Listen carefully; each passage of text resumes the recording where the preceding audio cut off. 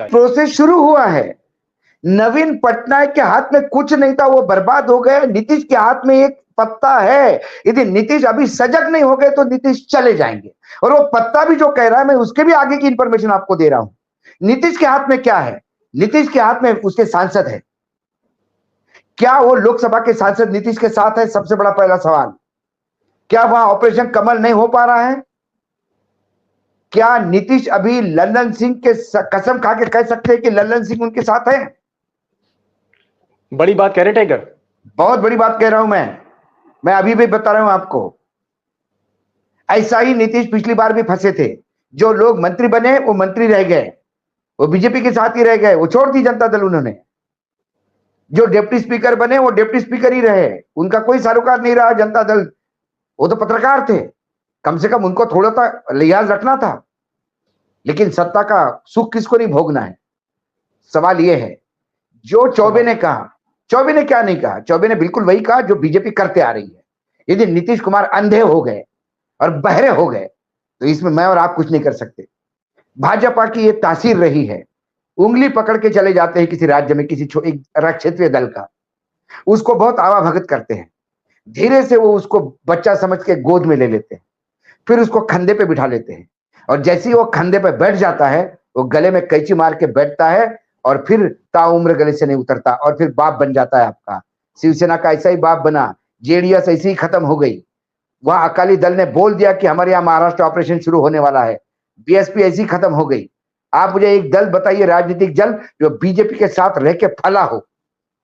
BJP हमेशा उसको खत्म करके, एक कहावत है साइंटिफिक, एक सी है, जो बिच्छू होता है, बिच्छू वो अपने बच्चों के जन्म देके, वो बिच्छू के बच्चे सब बिच्छू के पीठ पे रहते हैं और वो अपनी माता का ही भोजन करते हैं।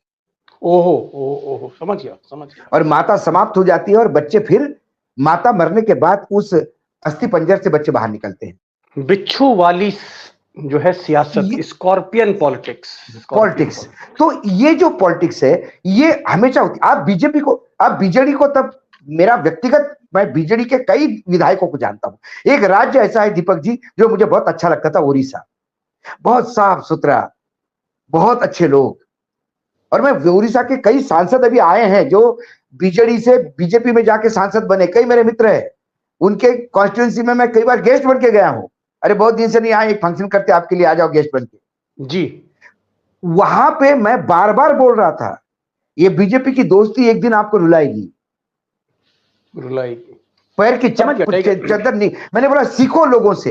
एक होता है कि आदमी दूसरे को सांप काटता है और वो आदमी मरता है तो बोलता है सांप जहरीला है, और कुछ लोग बार बार कटवा के देखते हैं कि जहरीला कितना है, तो उसकी मृत्यु तय है। ये मैं बीजेपी के, देखिए एक और बात है, मैं बीजेपी के रणनीति को गलत नहीं कहता। हर राजनीतिक दल अपना विस्तार चाहता है। कोई विस्तार अपने साथियों के साथ चाहता है, कोई साथियों को खा के चाहता है।